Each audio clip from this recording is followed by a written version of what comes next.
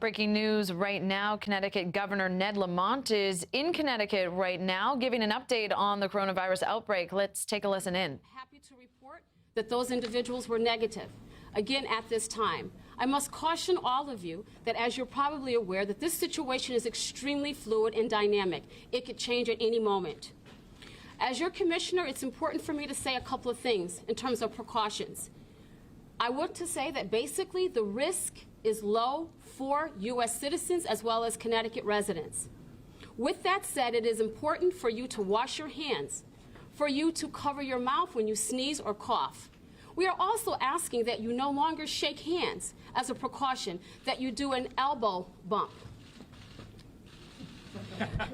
We also ask that you stop, if you can, to stop touching your eyes, your nose, and your mouth. And we ask that there be some social distancing when you have experiences with individuals with symptoms.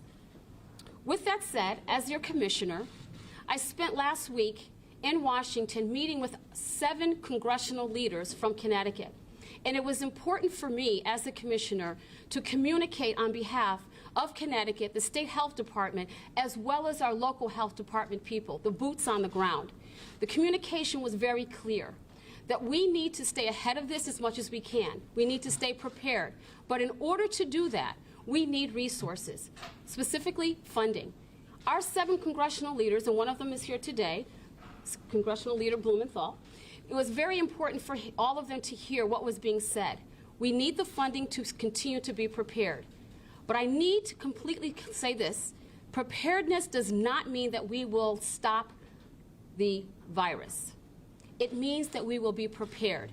I want to say that the Department of Public Health staff, who have been phenomenal, as of December with our first case, has been on board in communicating with the appropriate state agencies and local leaders, as well as other agencies, as we continue to now beef that up in preparation.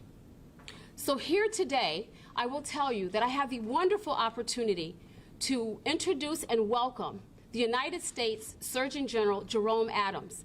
I have to have a little say, though. We invited him in December to talk about overall public health issues.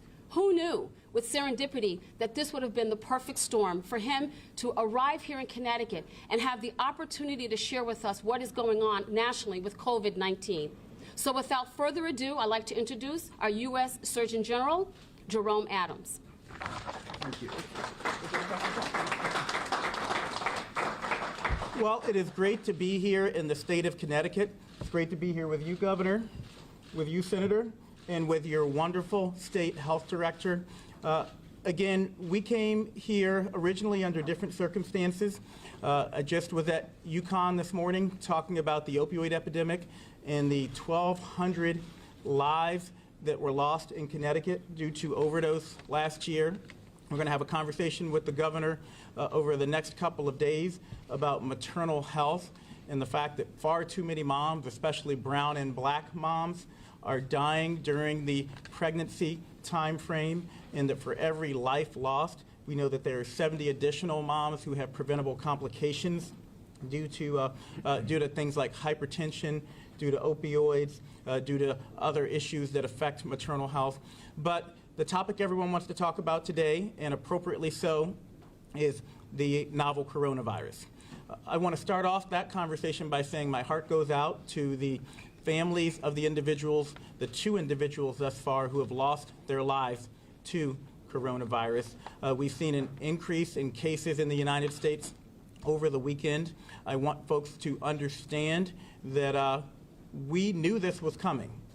We told folks that this was going to happen, and it is why we've been preaching preparedness from the very start. I want folks to know that we've been here before. The coronavirus is new, but we've dealt with SARS, we've dealt with MERS, we've dealt with H1N1, and we literally all have a playbook that we are following to respond to the novel coronavirus. As the State Director mentioned earlier, the risk to individuals from novel coronavirus right now is low. Why is that? Well, we know that risk is correlated directly with exposure. You can't get the coronavirus if someone around you does not have it. And due to the administration's aggressive containment strategies, we've done a good job of limiting coronavirus entry into the United States. And there's no doubt that has been successful. That said, containment works when you have a limited source. And our containment strategies were focused on limiting travel back and forth to the most affected regions in China. We now have over 40 countries around the world who have reported coronavirus cases, and we cannot hermetically seal the United States. So in addition to trying to contain virus entry into the United States from places that are most affected, we're encouraging communities to think about the steps they can take to limit spread within communities and to mitigate the effects of the virus. Important for folks to know that we will see more cases, and in most cases there will be mild illnesses. Of the 14 original patients in the United States who were tested positive for coronavirus, all 14 of them have recovered or are recovering. If you are healthy, then in most cases you'll have a mild illness that will be like a bad cold or a flu. You'll feel bad for a few days, but you will recover. But just as with the flu, again, we've seen this, we've been there before, if you are someone who is unhealthy, who has cardiovascular disease or lung disease or other comorbidities, you will be at higher risk if you get the coronavirus. So we want those folks in particular to be thinking about travel, to be thinking about how they can protect themselves and take extra precautions, not just to protect themselves from coronavirus, but to protect themselves from flu. Important to note that 18,000 people in this country have died from the flu this year. 18,000. I believe the number is over 60 in the state of Connecticut now reported who have died from the flu. You don't have a single positive coronavirus case. Part of my job as Surgeon General is to help people keep things in perspective. And in terms of keeping things in perspective, we want folks to know that your risk as an individual remains low, but that doesn't mean that we as your health officials and state officials aren't doing everything possible to prepare for what we know will be increased cases of coronavirus. I want to finish by talking about the things that individuals and communities can and should be doing. On an individual level, we know that basic public health precautions like washing your hands for 15 to 20 seconds. And the senator and the governor and I literally just washed our hands before we came in this room and sang happy birthday as we were washing our hands, because that's what we tell people to do to ensure that you've properly washed your hands to protect yourself. Things like social distancing. And social distancing includes not going around people who are sick. It also includes making sure you do common sense things like not shaking hands in the midst of a particularly bad flu season. And that's why we elbow bump now instead of shaking hands. Other things that folks can do to protect themselves include getting a flu shot. How does that help? Well, again, you are at this point in time more likely to be exposed to the flu in Connecticut than you are the coronavirus. Number two, as we visited hospitals, and I was at UConn Health Systems earlier today, we know that hospitals are overflowing with flu patients. Every flu patient who takes up a bed in a hospital is a bed that's not available for a potential coronavirus case. So getting your flu shot protects you from the flu in a bad season. It also helps us prepare for coronavirus. We also want people to clean their surfaces, and we just talked about that also. It's really simple. Wash your hands, cover your cough, clean your surfaces, stay away. And we can turn it into a little TikTok dance if we need to, people. But we want folks to understand that there are steps that everyone can take to respond to the coronavirus outbreak and the flu outbreak that we have going on right now. On a community level, we want state and local officials to be thinking about and dusting off their preparedness plans, to be thinking about if this does worsen, then what should we do in terms of closures, in terms of telework, in terms of canceling large gatherings. We're not there yet. We're not there yet, but we want folks to be thinking about that so that we're prepared in the event that it does happen. Most of all, I want the people of Connecticut to know that you have the best team that you could ever imagine, not just here in the state of Connecticut, but on a national level. If you were to put together an all-star team of individuals to respond to coronavirus, you would pick Tony Fauci. You would pick Ann Schuchat. You would pick Dr. Robert Redfield. You would pick Alex Azar, who literally wrote the pandemic flu response booklet back when he was in HHS previously. So at a federal level and at a state level, we have an all-star team. We are prepared. We do expect that we'll see more cases of community spread, but folks should not panic. Caution is appropriate. Preparedness is appropriate. Panic is not. And many of you may have seen my tweet from this weekend where I advised folks to stop buying masks. While there are things that you can do to protect yourselves, there are things that actually can harm you and your community, and going out and hoarding masks is one of those things. We know that when individuals who are not healthcare workers and who haven't been advised by a healthcare worker to wear a mask wear them, they often wear them improperly, meaning that they provide very little protection against respiratory disease.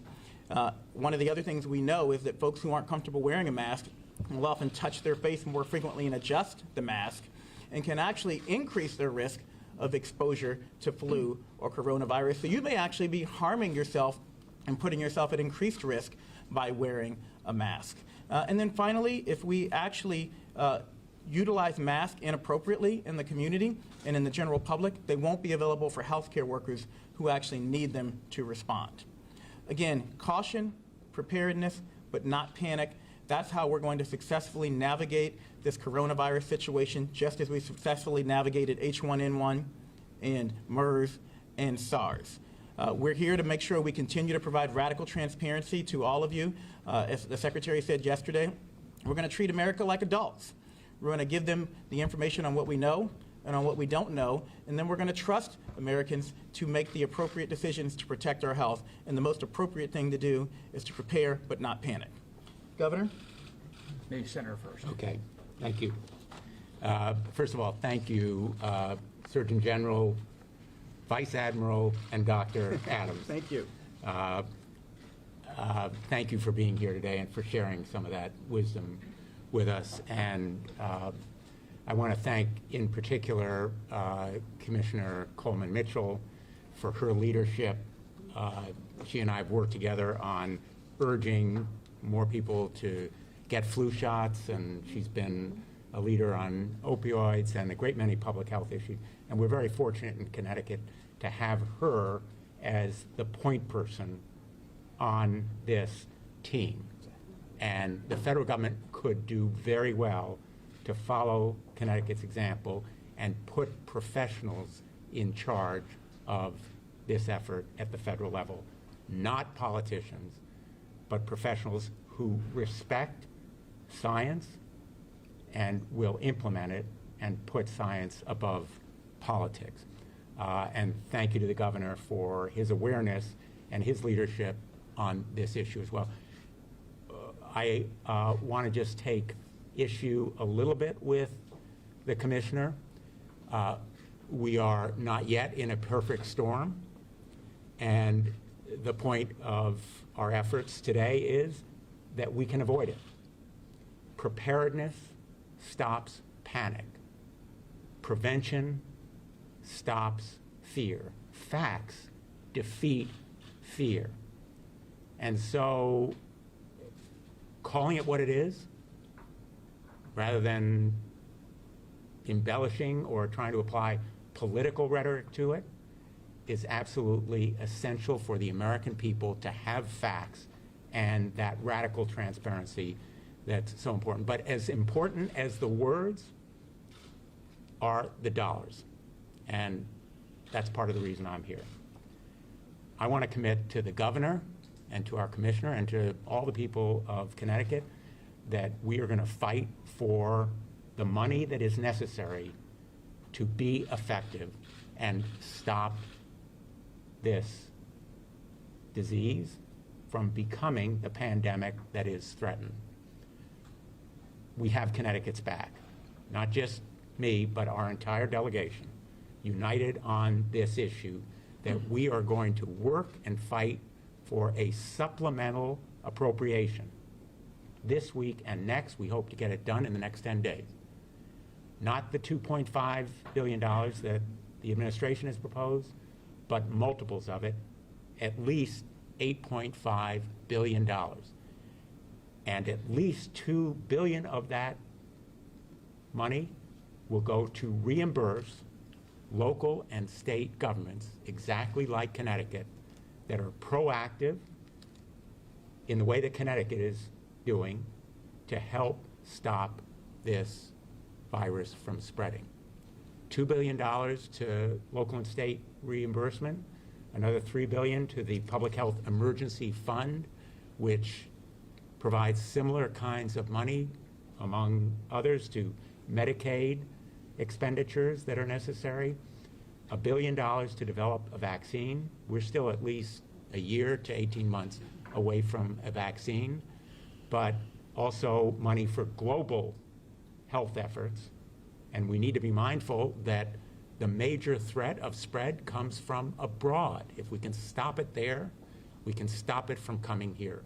So this package, $8.5 billion, perhaps as high as $15 billion, we will push through Congress. And I say it with some optimism because it is bipartisan. And that's the point that I want to stress today. Congress is addressing this issue in a very bipartisan way. Take one example, my colleague who is the chairman of the Senate Appropriations Committee, Richard Shelby of Alabama, has shown that he is willing to act aggressively on this issue, and I've talked to him. We are working together to put together a coalition that will support vaccine development, state and local reimbursement, other kinds of public health steps that are necessary. Connecticut, we have your back, just as we do the backs of every other state, and we should, because this issue is a national threat.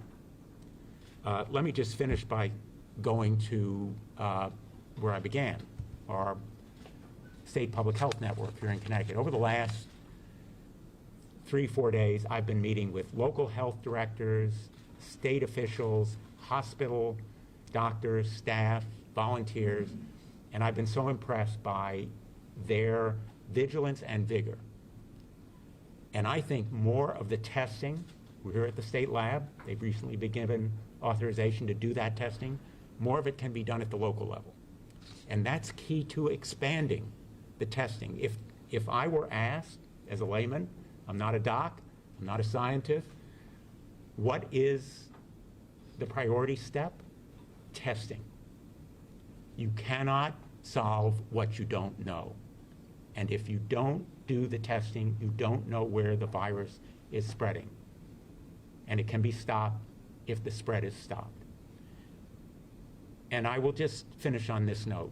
Longer term, the public health of our nation demands more resources to CDC and NIH, not the cuts that have been threatened by this administration. They demand more funds for a global health strategy. They demand more staff at the National Security Council, not the dismantling that we have seen over the last years. We need to invest in public health.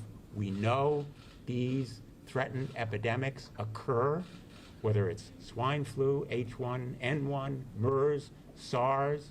We are playing with fire if we fail to be prepared.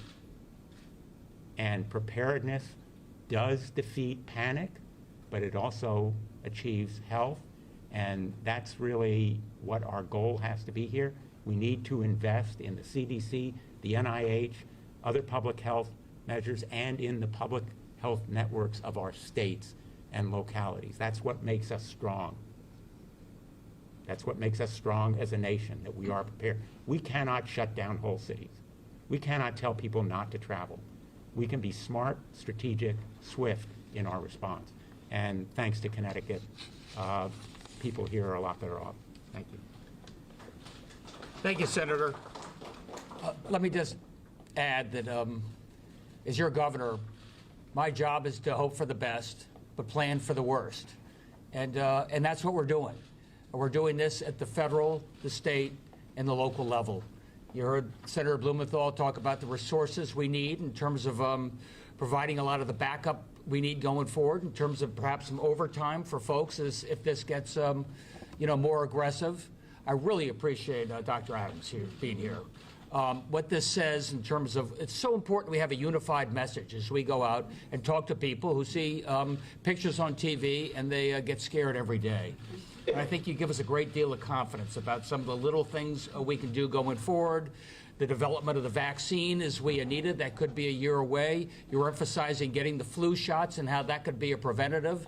You know, Dr. Adams mentioned to me that if he had to make an estimate about what this might look like, and we don't know because it's changing so fast every day, he said probably like a really bad flu season. So take your flu shots. That means less likely you're going to be in the hospital emergency room, more room for us to be able to pay attention to the coronavirus. And Michelle and the Commissioner, I just want to say thank you. I know you've been down in Washington, D.C., working hand in glove with CDC. And at the same time, we're working every day with our hospitals, making sure that they are ready. Working with our business community, just in case they have to think about what could happen next. Miguel Cardona, our Commissioner of Education, reaching out to each and every one of our schools and school districts, just in case. We saw what happened in Rhode Island. They've had an incident there where they temporarily had to close a school. I don't see any of that happen in Connecticut, but we are surrounded by states that have had 1 or 2 incidents, none yet in the state of Connecticut, but that's why we're ready. And I want to say I'm going on the phone with Vice President Pence in just a few minutes. And I appreciate the federal government. Get the experts up front, just like you, Dr. Adams. You talk about the all-star team. I put you right on that all-star team. Give us the information we need. Go to ct.gov. There's Dr. Google out there. He's pretty good, as you mentioned to me. But I would go to ct.gov. That's where you get the information. And as something like this is changing so fast, we'll give you the best information we can.